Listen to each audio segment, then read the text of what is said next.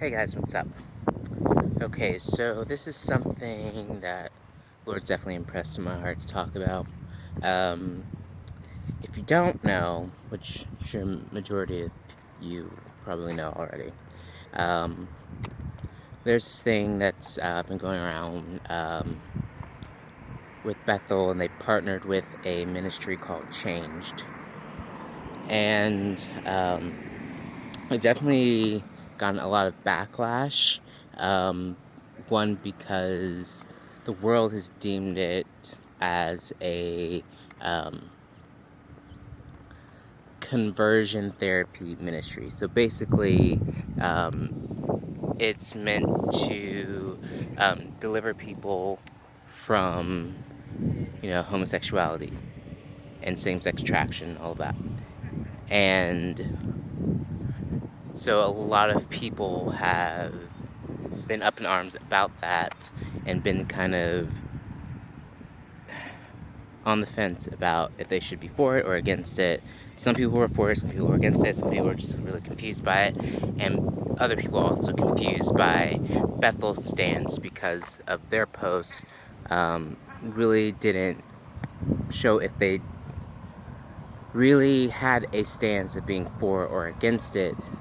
And obviously we know they're all against homosexuality, they're against these things, but the thing is, the way they talk, even I've read the about me's for Change and also their parent ministry called Equipped to Love, and again, it's just the wording is very idealistic, it's very Christianese, if you're familiar with the more charismatic sector of, Christian culture.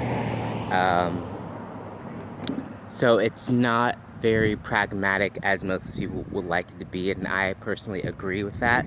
I feel, for instance, Changed, they need to make they need to say what type of ministry they are, because it's not listed, like they don't talk about what it is they actually are doing. And that's another reason why it's being deemed as conversion therapy, because we don't know what it is. And if we knew what it is, we couldn't deem it as what they're saying, what the world is saying. So reading that, I'm just like, okay, so are you an inner healing ministry? Are you a deliverance ministry? Because those two are completely different things. On there, they say you can invite them to speak or rally or whatever. So okay, so do you put on speeches, or like you're putting on events? Excuse me, sorry, not speeches. Put on events, or are you in the marketplace? Are you like on street corners ministering to people, leading worship, all of that? Like, what is it that you are doing? And also, with the Quit to Love, but with Changed, they're posting people's testimonies of how they were delivered from homosexuality. And my thing is, okay, are these people who've been delivered from homosexuality through the efforts of Changed, or have they been delivered in general? Because if they've been delivered in general, they need to be off the website. They need to be off the website. And so we need to know what it is that you do, other than just saying that you are a ministry that's for the deliverance from homosexuality and same-sex attraction. So, I'm not too bothered by it. I just want to know what it is that you do. I'm sure a lot of people want to know what it is that you do.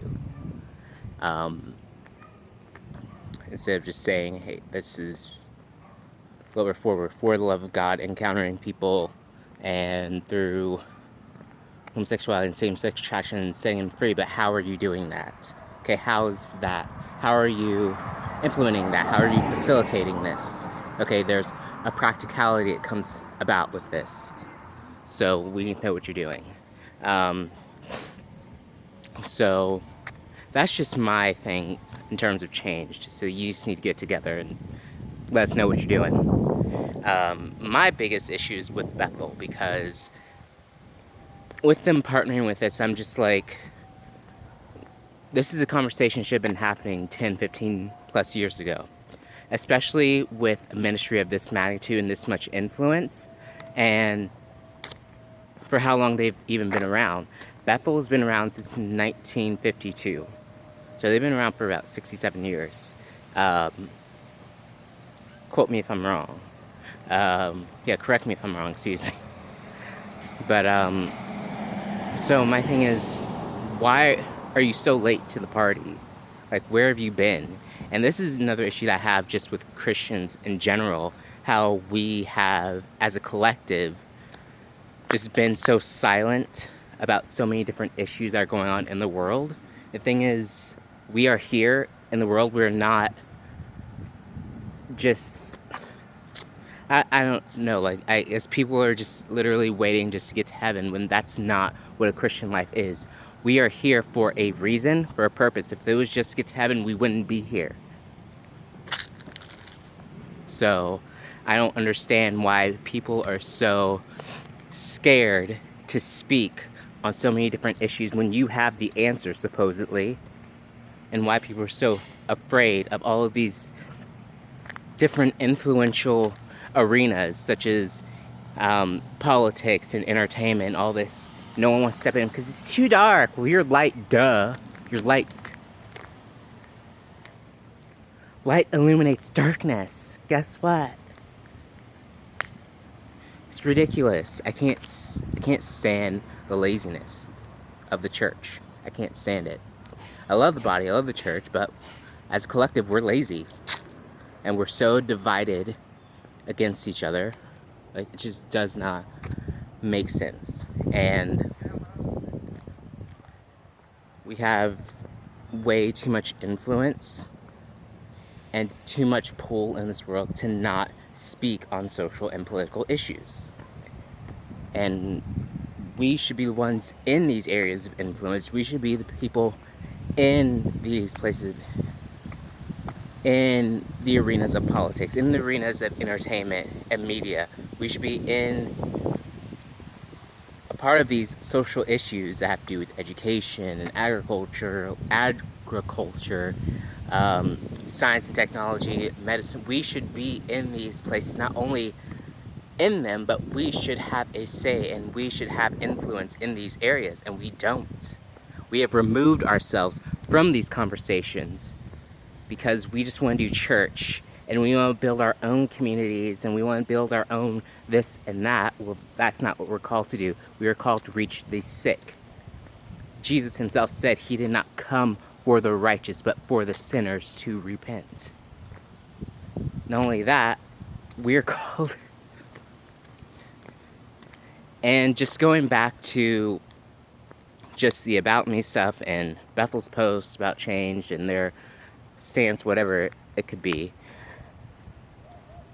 we need to speak in a language that everyone can understand and stop speaking this Christianese nonsense. It doesn't make sense. And I've seen it nonstop, and I'm guilty of it. Like, I've come out of it like past 2 years, but I just believe, that we as collective need to learn how to talk to people. We need to learn how to talk to people who are not in the church, and we need to talk to them in a way that they can understand. In 1 Corinthians 9, Paul says, I become all things that I may win some. And so we need to meet people at their level and not try to bring them up to our level so they can understand what we're saying, because we're so holier than thou. That's ridiculous. That's so pompous and arrogant. And that is the culture that we have created. And also, that is the culture that a lot of these churches that have so much influence over Christians, that's the culture that they have created, like Bethel. Bethel has created that Christianese culture that I'm talking about. And a lot of people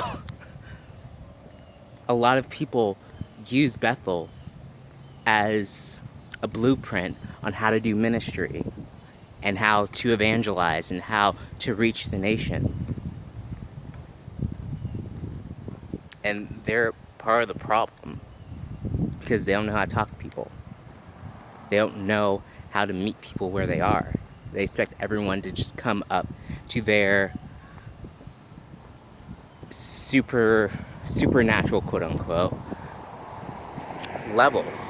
They expect people to, I'm trying to word this correctly so it doesn't sound like I'm just like being accusatory, but I hope you understand what I'm saying. Like, it's just come to a point where everything is so Christianese and everyone becomes a number who's not a believer, when we're just supposed to be out here just loving people where they are.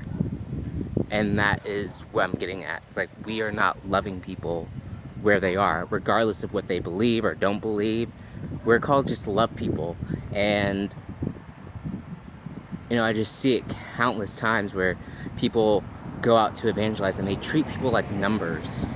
And you don't even remember people's names. But I don't, and it makes me sad because I've even been in the situations where I've gone to evangelize with people and they don't even remember their names. They're sitting here want to prophesy everyone and pray everyone, lay hands and all that. But if you can't remember someone's name, like, that shows how much you actually care or don't care in the end. And so, and I've seen that, like, again, like, I've been in a situation where, like, I've remembered every single person's name. I didn't even talk to every single, but I remember every single person's name because I deem them as they are important, and God deems them as important too. So, I don't know, that's just me. And then just hearing people say, oh, ever since the such and such conference, like, I've led one person to the Lord every single day, like, for X amount of weeks. I'm just like, okay, so you're discipling all those people? You're discipling all those people? No, you aren't. Again, you're turning people into numbers, and it's not okay. It's not okay. We should be loving people where they are, because the greatest commandment is to love the Lord thy God with all your mind, with all your heart, with all your being, and love your neighbor as yourself. Like, love your neighbor as yourself. That is what normal people call an inconvenience, because that's what it is. Because it's called dying to yourself. That's what this life is about. It's about dying to yourself, dying to what you think you may know, and putting on Christ and allowing Him to live in you. That's what this life is about. So, I don't know, that's just my opinions, my 2 cents on the whole Bethel changed stuff. So, if you found this informative or enlightening, don't forget to like, favorite, comment, subscribe, share this if you care. And just remember that you can find me on Twitter at L_K